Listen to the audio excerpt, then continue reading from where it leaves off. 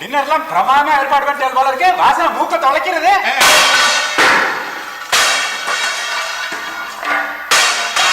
Sir என்ன sir இது பாத்திரம் எல்லாம் ஒரேடியா விளையாடுறது?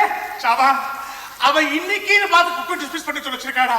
இன்னைக்கு சமையல் சர்விங் சகலம் அவதான். என்ன போறதோ சர்வேஸ்வரா நீதான். மாமி வரா, நான் வரேன். சாவா நானும் வரேன்டா, தனியா விட்டுட்டு போறியே. ஐயோ ஈஸ்வரா ஈஸ்வரா.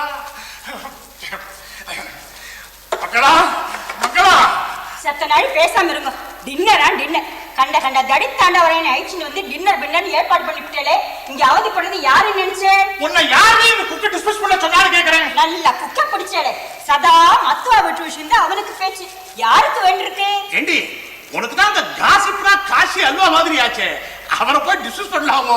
கலெக்டராத்துல இருந்தானா அவாத்து மாமி மகாலட்சுமியா, சப் கலெக்டர் சம்சாரம் அஸ்வல் சரஸ்வதியா, கண்ட்ராக்டர் விட்டு பசங்க முகத்துல எல்லாம் அப்படியே லட்சுமிங்கிற தாண்டவம் மாடுறதான். யாருக்கு வேண்டிருக்குதெல்லாம்? ஓஹோ அவளை பத்தி உங்கள்கிட்ட வந்து ஒரு பெருமையா பேசினானா, ஆனா அவனுக்கு தாங்கல.